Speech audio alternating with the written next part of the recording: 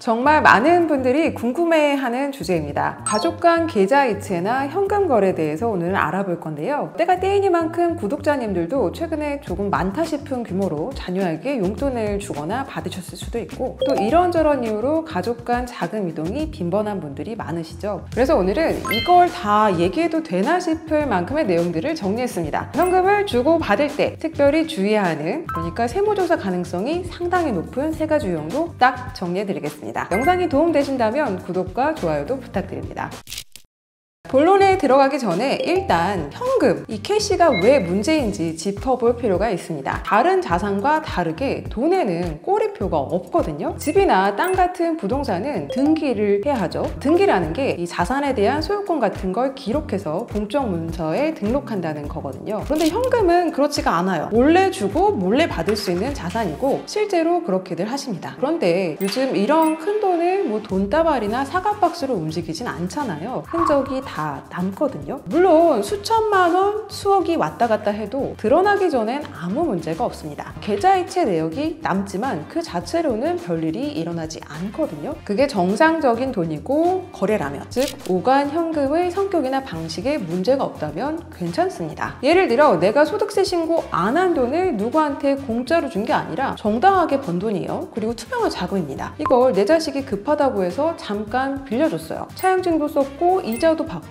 나중엔 원금도 전부 돌려받았습니다. 이러면 사실 문제될 게 없죠. 왜냐하면 돈에 적절하게 꼬리표를 달아준 거거든요. 그런데 그 말을 뒤집으면요, 정상적이지 않은 자금, 법이 허용하는 방식이 아니라는 게 나중에라도 들통이 나면 문제가 되는 겁니다. 이거 어디서 난 거예요? 어디서 온 거예요? 이렇게 꼬리표를 찾아보는 거죠. 두 번째 배경 지식이에요. 증여의 개념을 알 필요가 있습니다. 현금이 오가는 게 왜 문제인지 세법의 관점을 보자는 거예요. 상속세 및 증여세법에 이렇게 쓰여 있습니다. 네, 상증세법 제4조에 이런 내용이 나옵니다. 무상으로 이전받은 재산 또는 이익이라고 증여를 규정하고 있어요. 그래서 공짜로 대가 없이 뭔가를 받으면 증여세를 부과하겠다는 게 세법의 입장입니다. 그런데 우리가 지금 걱정하는 건 사실 증여세 관점에서 남보다 가족 사이인 경우가 많겠죠. 이렇게 가족 간 현금 이체를 하면 세법은 그날을 증여한 날, 그리고 현금을 증여재산으로 봐요. 부동산 같은 자산은 등기를 접수하는 날이 증여일이 돼요. 주기로 한 날이 아니고요. 그런데 현금은 이체한 즉시 세법상의 증여일이 되고요. 그런데 현실적으로 가족 간에 돈이 오갈 때마다 세금 내셔야죠. 이럴 수는 없죠. 왜냐하면 가족은 경제생활 공동체고 크고 작은 돈의 이동이 잦을 수밖에 없죠. 그래서 세법도 이건 괜찮다고 허락하는 것들이 있어요. 그러니까 원칙은 돈을 주고받으면 증여인데 가족 간에 이만큼은 서로 주고받아도 됩니다. 세법이 허락한 한도가 있다는 거고요.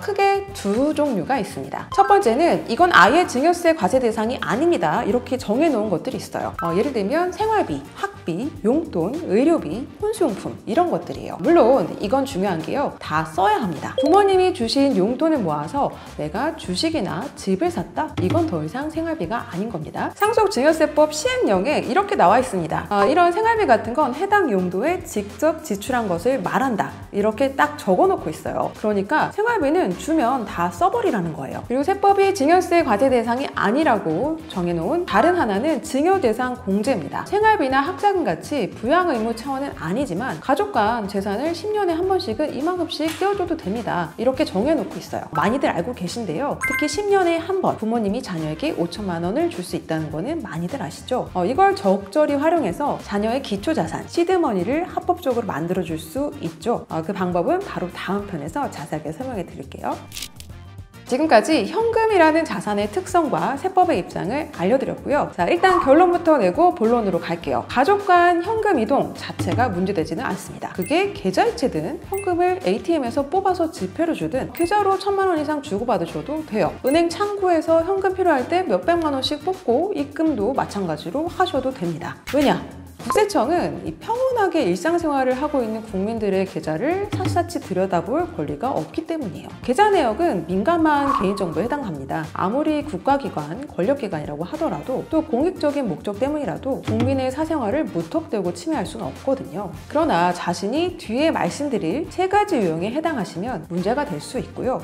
그 대상이 꽤나 광범위하다는 것. 그런데 말이에요. 편하게 현금 이체하시라고 했는데 일단 현금이 이동할 때 사실 좀 문제가 있습니다. 1000만 원 이상 이체하면 자동으로 어딘가 통보가 된다던데 이런 말을 한 번쯤 들어보셨을 거예요. 그래서 바로 영어로 세 글자로 된 친구들, 이 삼총사가 나오는데요. 이것들이 현금을 좀 크게 움직일 때 마음이 불편해지는 이유죠. 자, FIU 그리고 CTR, STR 이런 단어들 쉽게 설명해 드릴게요. FIU는 정부기관이에요. 금융정보분석원이라는 곳인데 이제 범죄 수익금 같은 문제 있는 돈을 감시하려고 있는 기관이에요. 여기서 문제가 있는 자금 흐름을 포착하면 그걸 수사기관에 보내줍니다. 그게 바로 CTR 그리고 STR이라는 제도인데요. CTR은 고액 현금 거래 보고 제도의 줄임말인데 하루 1000만 원 이상 단위로 현금이 오가면 은행에서 FIU에 자동으로 보고를 합니다. 이건 전산으로 이루어지는 거고요. 그 다음에 STR이라는 제도가 있는데 이건 의심 거래 보고 제도의 줄임말이에요. 은행 직원이 판단을 해서 1000만 원 미만이어도 여러 건 현금 거래가 계속된다면 개별적으로 판단해서 보고하도록 한 제도입니다. 이 두 유형으로 보고된 현금 거래를 FIU가 다시 선별을 해서 국세청이나 경찰,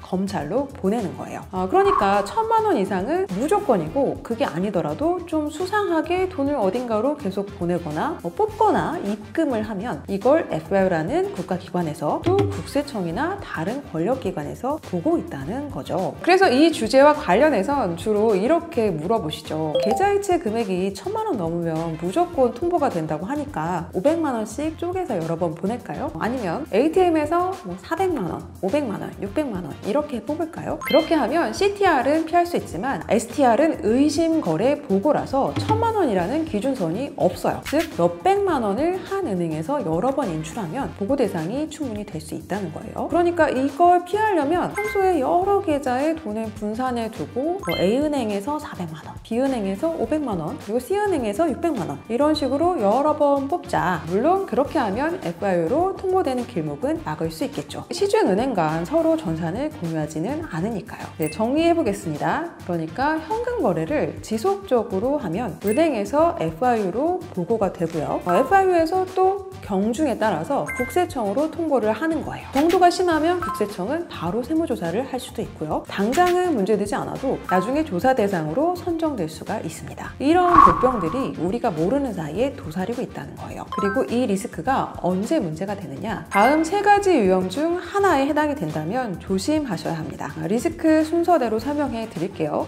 그러니까 뒤로 갈수록 세무조사의 강도가 높아지고요. 추징되는 금액도 기하급수적으로 커질 수 있습니다. 네, 첫 번째 유형입니다. 바로 자금 출처 조사라는 세무조사 초대장을 받으시는 분들이에요. 부모, 자식 간 열심히 계좌이체로 현금을 주고받고 그 사이에 FIU에도 통보가 됐을 테고 국세청 전산에도 한두 번 들어왔겠지만 그동안 별일이 없었거든요. 그런데 그렇게 받은 돈으로 자녀가 자산을 취득할 때입니다. 이 FIU, STR, CTR 이 삼총사 말고도 국세청에는 자체 시스템이 또 있어요. 바로 PCI라고 하는 국세청이 자체적으로 돌리고 있는 시스템인데요. 이 PCI는 자산, 소비, 소득의 약자예요. 그러니까 수년간 이 사람이 벌어들인 소득 그리고 같은 기간 지출을 봐서 이 사람이 이 자산을 취득할 능력이 있나? 이걸 보는 거죠. 국세청 슈퍼컴퓨터가 여러분이 몇 년간 얼마를 버는지 그리고 얼마나 쓰는지를 열심히 파악하고 있다는 거예요.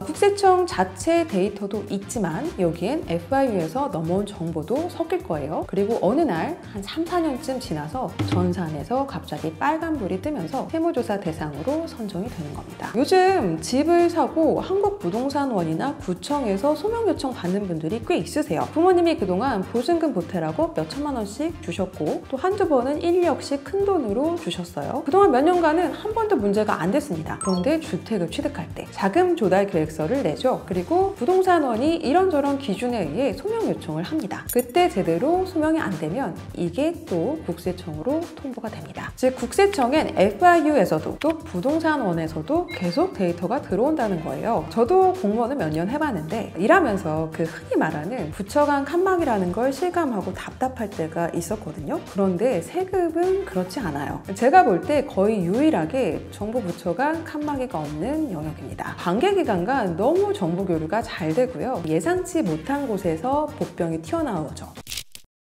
두 번째 유형인데요. 바로 부모님 또는 가까운 가족의 상속이 발생할 때입니다. 가혹하게도 상속세 세무조사는 자금출처 조사보다 강도가 대체로 더 높습니다. 상속세는 상속인들이 상속세 신고를 하면 끝나는 게 아니라 재산이 일정 규모 이상이거나 몇 가지 기준에 해당을 하면 이 돌아가신 분의 10년치 계좌 내역을 열어봅니다. 그때 가족 간 계좌이체한 게 다 드러날 수밖에 없겠죠. 돌아가신 분 계좌 흐름이 자녀들에게 집중되어 있다. 그러면 자녀의 것도 열어봅니다. 열어보니까 10년 사이에 크고 작게 자녀한테 내려보낸 돈이 있고 증여세 신고를 안 했다. 이렇게 되면 증여한 거 증여세 내고요. 거기에 가산세 두 종류 붙는다고 여러 번 말씀드렸어요. 이게 그래도 최근 1년 사이에 받은 거면 그래도 가산세라도 좀 덜 붙는데요. 거의 10년 임박해서 걸리셨다? 가산세가 원래 내야 할 세금 이상으로 나올 수 있습니다. 그런데 여기서 끝이 아니죠. 이게 다시 돌아가신 분의 상속재산에 더해져서 또 상속세가 나와요. 그러니까 생전에 내야 할 증여세가 1억이었다면 정말로 2억 원 넘게 추징을 당하십니다. 세 번째 마지막 유형입니다. 가장 리스크가 큰 분들입니다. 사업체를 운영하시는 분들인데요.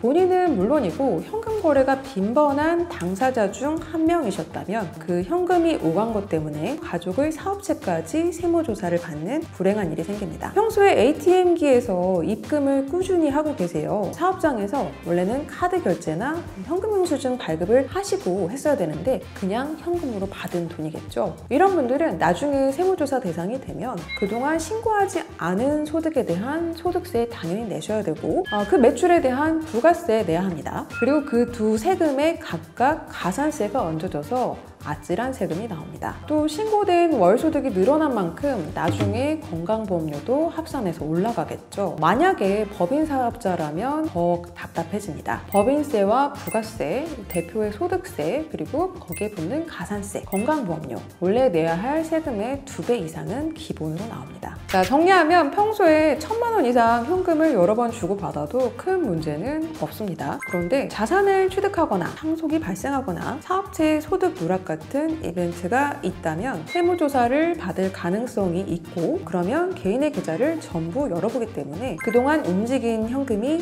드러나서 폭탄급 세금을 추징당할 수 있습니다. 즉 확률의 문제일 뿐이고요. 사실상 누구나 걸릴 수 있다는 거예요. 그래서 평소에 과세관청에 빌미를 줄 여지를 가급적 낮추는 게 좋겠죠. 부모 자녀 간 현금 거래를 할 때 나중에 증여로 의심받지 않도록 내역을 남기시거나 증빙을 만드시고요. 또 가장 중요한 건 적정 소득을 신고하시고 합법적인 방법으로 절세를 하셔야 한다는 거예요. 우리나라 증여세 상속세가 워낙 높으니까 많은 분들이 기대하셨는데 올해 개정될 거라고 논의가 됐던 개정안들이 전부 무산이 됐잖아요. 제가 현장에서 봐도 증여세와 상속세가 너무 높은 건 사실이에요. 하지만 찾아보면 그리고 꾸준히 노력을 하시면 절세 전략은 늘 있습니다. 여러분의 꾸준한 절세를 도와드리겠습니다. 오늘의 텍스쇼는 여기까지입니다.